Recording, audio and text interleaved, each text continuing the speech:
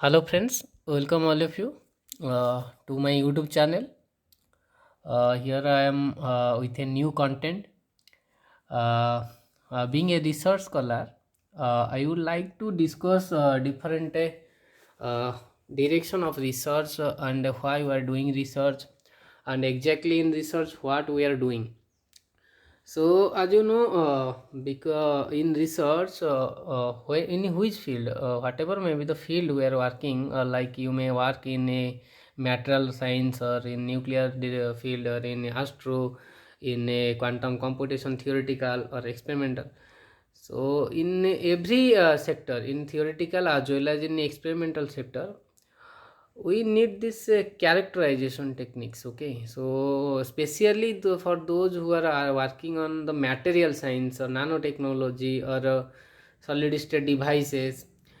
So such researchers require characterization techniques, different characterization techniques in order to know the nature of the material or the behavior of the material in different structure.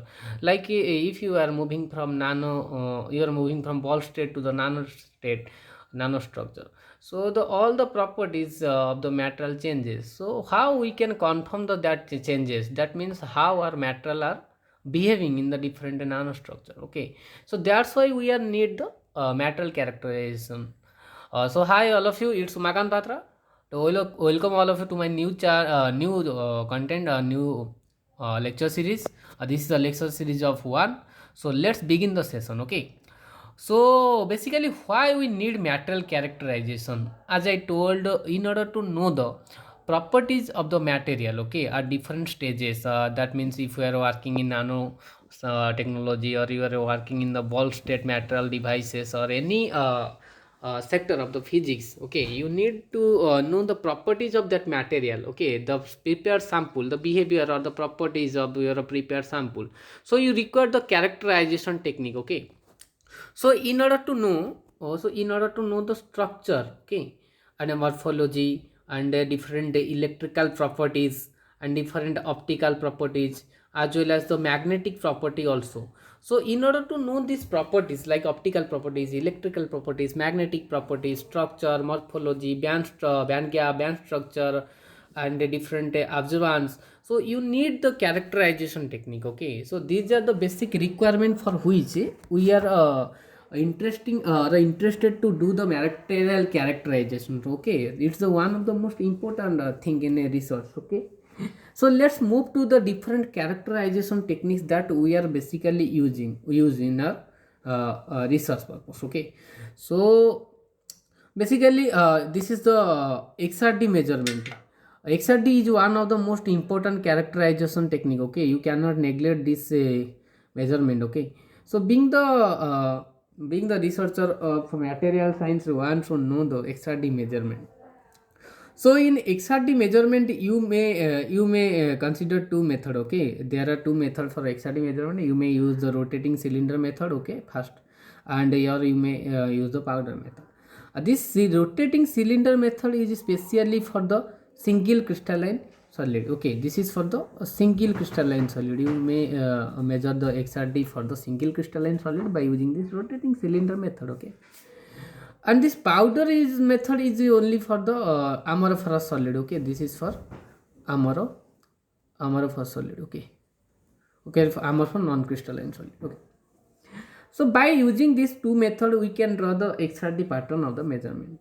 So you know basically what happens in XRD measurement, we are incidentating the X-ray, monochromatic X-ray from the X-ray tube. Okay, on the prepared sample. Okay, so let's assume this is a prepared sample. Okay, and we are incidenting this X-ray on the sample. Okay, this is the incident X-ray and this is the granging angle, which is a very small angle. Okay, theta, and we are measuring that intensity of that diffracted ray. This is the diffracted ray, and the intensity of this diffracted ray is measured through the detector D. Okay, let's this is the detector D. Okay, and we are measuring the intensity of that scattered radiation or the diffracted ray by using this detector. Okay, and finally we are plotting the graph in between intensity versus 2 theta. Okay, we are plotting the graph between intensity versus 2 theta, and the corresponding graph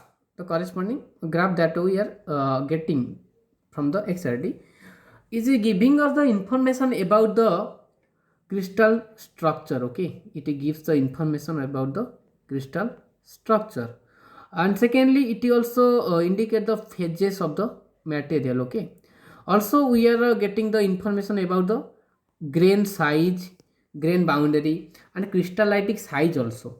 So these are the basic information that we are getting about our prepared sample or our material by doing the XRD measurement. Okay, so in the XRD measurement, we are getting this information that about the crystal structure, phases, grain boundary, grain size, and crystallitic size of the material. And this XRD pattern depend upon the crystal structure. Not only we are getting only this pattern for all the solid. No, the thing is not like that. You may get different structure for the different crystals, like for a like for a uh, like for a single crystalline, you will get the XRD pattern like a this is a sharp peak you will get. Okay, this is exactly the sharp peak. Okay, you're getting the only sharp peak. This is not like the two lines. It's a single line, only sharp peak you will get for the single crystalline. But if you are drawing for the nanocrystalline solid, okay, you will get that peak. Okay, but what happens, the peak will be wider. Okay, this peak will be wider. That means here the full wavelength half maxima is narrower, but in this case the full wavelength half maxima, which is known as the full wavelength half maxima FWHM, is large for the nanocrystalline. This is the XRD pattern for the nanocrystalline solid, and this is the XRD pattern for the single crystalline. Okay, this is the XRD pattern for the single crystalline solid. And if you are asked to draw the XRD pattern for the non-crystalline amorphous solid like glasses or any non-crystalline powders, okay, then what will the XRD pattern? This is for the non-crystalline amorphous solid. The XRD pattern will be totally zigzag and irregular manner. Okay, you will never get any peak, exact peak in the XRD pattern. Okay, so it's all about the XRD measurement of the material. Okay, so let's move to the different characterization technique that we are using in our research purpose. So it's one of the most important characterization, that is the spectroscopy. Okay, you all know what is spectroscopy. Spectroscopy means whenever we are interacting the material. Okay, so let's assume that this is the material, okay, that we prepare, and we are interacting this material with the electromagnetic radiation. This is our electromagnetic wave. Okay, we are interacting our material with the electromagnetic radiation. That means what will happen, the atom or the molecules in this material will interact or will experience with the electromagnetic radiation. This material, the atoms or molecule will interact with the electromagnetic radiation. So now what will happen, the atoms or the molecules will get excited from the lower excitation state to the higher excitation state. Let the one is the ground state and the two is the excited state. So the atom is now excited, or the electron in the atom will excited from a lower energy state to the higher energy state by observing the electromagnetic radiation. So this is the excitation. This is the excitation by the observing the photon energy. Okay, so whenever this electron will start coming to the lower excitation state, okay, that means the electrons now coming from state 2 to the state 1, it will emit also some electromagnetic radiation which has wave number lambda bar. Okay, this lambda bar will indicate or will give the information about the composition of the material. Okay, so spectroscopy is the one of the most important characterization which is used to know the surface morphology, composition, some chemical composition of the compound, surface morphology, and also crystal structure also. Also you can measure the band gap by using the spectroscopy. Okay, we will discuss one and each characterization technique, okay, in details. Okay, so basically these are the information which are getting from the spectroscopy. That means basically we are getting the information about the band gap, chemical composition, surface morphology, crystal structures, from the spectroscopy. So I have written some of important spectroscopy techniques that we are using in our lab. Okay, so first of all, first characterization technique is UV visible absorption spectroscopy. This is UV visible absorption spectroscopy, which is in generally known as UV visible. Okay, so this is one of the most important characterization technique in which we are giving the electromagnetic radiation to the prepared sample and observe the absorption spectra, from which we are able to measure the band gap of the material. That's why we are measuring the band gap of the material by using this UV visible absorption spectroscopy. That's why it's one of the most important characterization technique in our material science. Okay, so this is the UV visible absorption spectroscopy. Next is the photoluminescence.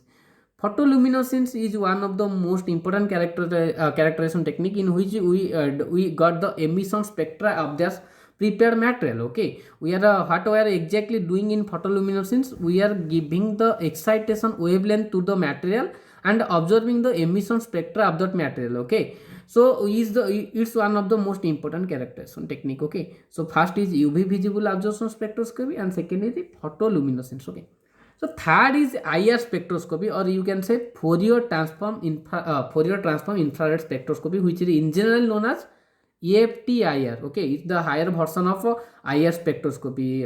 Due to some disadvantages related to the IR spectroscopy, we are moving from IR spectroscopy to FTIR. Okay, where we are using the IR source. Okay, from this FTIR, what we are getting exactly? We are getting the information about the molecular composition, about the chemical composition of the prepared sample. Okay, so these are the important characterization technique, that is UV visible absorption spectroscopy, photoluminescence and FTIR, which are used to know the band gap, emission spectra and the chemical composition of the material. Okay, so move to the next slide. So next slide is all about the microscopy. So what happens in this technology, we are using electrons or ions or high energetic electrons ions as the proof. Okay, and we are incidenting that high energetic electrons into the material, and the interaction is there. The high energetic electron now interact with the atoms or electrons of the material, and we are getting the spectra which indicate about the morphology of the material. Okay, so in this technology we are using scanning electron microscope, which is popularly known as SEM. Okay, scanning electron microscope. So scanning electron microscope is used to know the surface morphology of the material, and in scanning electron microscope we are incidenting the high energetic electron onto the material. Okay, so there is a electron scattering. Okay, so there is a generation of a secondary electron and also backscattered electron, which contribute to the contrast as well as the surface morphology of the material. So we are getting the information about surface morphology by doing this scanning electron microscope. Okay, so next one is the TEM, which is known as transmission electron microscopy. So it's one of the higher version of SEM. So due to some disadvantages related to SEM, related to the same like the resolution or depth of focus, that's why we are moving from scanning electron microscope to the transmission electron microscope. Okay, so in TEM we can study that morphology of the material with a great resolution, with a higher depth of focus. Okay, so this is the two important characterization technique which is used to measure the surface morphology of the material. Also you can we are using the other techniques like scanning probe microscopy SPM, which includes both atomic force microscopy AFM as well as STM, scanning tunneling microscopy, in order to know the surface morphology of the material. Also one can use field on microscopy FIM for this purpose also. So basically the mostly used characters technique is the SEM and TEM for the study of the surface morphology of the material. Okay, so I think we are getting the preliminary idea and about this techniques. Okay, so move to the next slide and discuss the further characterization techniques that that we are generally used. Okay, for the material characterization. So next is all about the mechanical measurement of the prepared sample. Suppose we are prepared a sample and we are interested to know its mechanical property, like its hardness, like its tensile, compressive, fatigue, and also its chemical stability, thermal stability. That means unto what temperature its thermal stability is continue or remain in the material. Okay, that means we are measuring the thermal properties. Okay, so in this purpose you can use DTA, which is popular known as differential thermal analysis. Okay, it's one of the important characterization technique that I used during my MSc project. So DTA is one of the important characterization technique to know the thermal property of the material. Also you can use differential scanning calorimetry, DSC, which is the higher version of DTA, because due to of some disadvantages associated with DTA, we are using DSC, which is known as differential scanning calorimetry. Also thermal gravitometry analysis, which is famously known as TGA, which is used to know the thermal stability of the material. Okay, I think we should discuss some little bit about this characterization technique. So first of all, let's discuss about DTA. Okay, so DTA is differential thermal analysis. What happens in DTA exactly? We are suppose we prepare this sample. Okay, this is our sample, and we are using a reference material R. Okay, we denoted as the reference material. Let this reference material is Al2O3. Why you are using alumina as the reference material? Because due to have a higher melting point. Okay, so it's a larger melting point, that's why we are using alumina as the reference material. So we are placed both sample and reference inside the electrical furnace or inside the furnace, and we are using this two instrument in order to measure the temperature. Okay, this you can say this is the thermocouple. This is the thermocouple for measuring of the temperature of the sample. This is the thermocouple for measuring of the temperature of the reference. Okay, and we are heating both sample and reference simultaneously, and we are measuring the difference of temperature DT. Okay, which is known as the differential temperature DT as TS minus TR. Okay, and finally this is the differential temperature. This is the temperature difference between T sample and T reference. Okay, and finally we are drawing the plot between this differential temperature dt and T. Okay, and we are getting the graph like in dt. Okay, this is the graph. What is this? This indicate to the endothermic reaction. For my prepared glass sample, this indicate the TG, glass transition temperature, TG. Okay, and this is the crystallization temperature of the prepared sample or prepared material, TC. Okay, this is the exothermic reaction. Okay, this is there for the endothermic reaction, which heat is absorbed, and this is for the exothermic reaction where heat is released. Okay, so this is the basic principle behind DT. Okay, and in case of DAC. Okay, in case of DAC, what happens? We are not prepared both sample and reference in the different temperature. Okay, but in DAC we are hitting both sample as well as reference material as simultaneously. There's arrangement is like that. Okay, such arrangement is there so that you can hit both sample and the reference simultaneously. But in case of TGA, you can measure the thermal stability. That means you are giving a range of temperature to the material, and you are observing that the material is thermally stable or thermal unstable. If the material is thermal unstable, then there is a degradation of the material. Okay, decomposition of the material, thermal decomposition of the material. But if the temperature region is suitable for the material, okay, the material will remain same. That we can say that the material is thermal stable in this range of given temperature. Okay, so these are the basic characterization technique. These are the most famous and important characterization technique like DTA, DAC and TGA, which are using for the mechanical measurement or the thermal property analysis of the material. Okay, so move to the next slide. So next slide is all about the electrical measurement. Okay, in electrical measurement. Okay, in electrical measurement we are interested to measure the electrical resistivity, electrical conductivity of the material. Okay, we are measuring electrical conductivity and electrical resistivity of the prepared sample. So famously we are using 2 probe method and 4 probe method. for this purpose. And two probe method and four probe method are two important characters technique which is used to measure the electrical resistivity or conductivity of the prepared glass sample. So one of the important thing one should know about two probe method and four probe method is like that.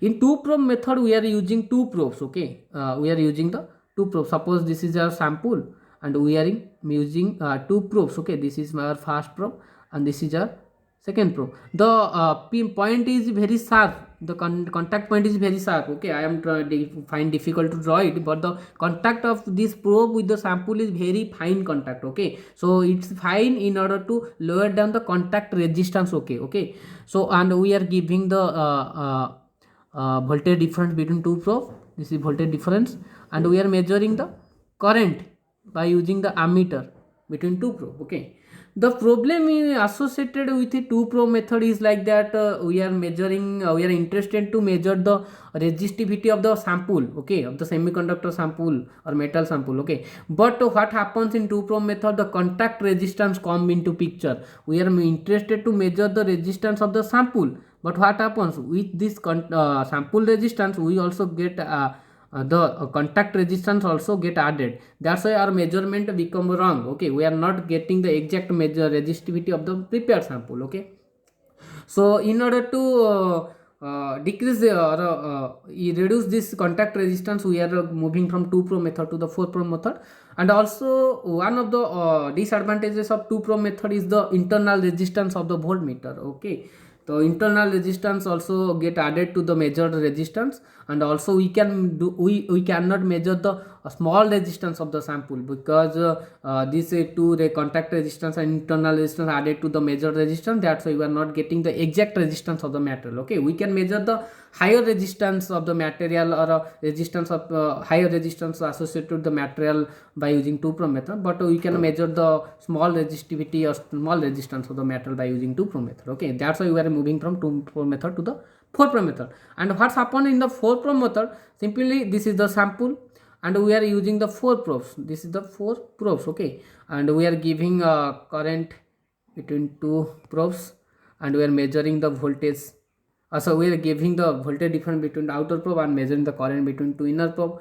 What happens in this case, the contact resistance does not work and we are getting the exact resistance of the prepared sample. The as much as smaller resistance you can measure by using this four probe method. So this is the basic and important characterization technique that we are using for the electrical measurement. Okay, so in this section we are in generally discuss all of the methods in somehow extend and somehow define, but we got the preliminary idea about all of the most of all the characterization technique that we are using. But in the incoming lectures is I will discuss the important characterization techniques in details. Okay, so in second lecture series I will discuss UV visible absorption spectroscopy in a great details. That means why we are using UV visible absorption spectroscopy, what is the setup, how the fundamental or principle behind UV visual spectroscopy, how the kind of graph we are getting and why we need it, how can we measure the band gap from the UV visible absorption spectroscopy. Okay, so thank you so much, thank you for watching my video, for your support and patience. So kindly subscribe my channel, like my video and share my video. So I again request you all of you to please kindly subscribe my channel and like my video and share my video. Thank you so much.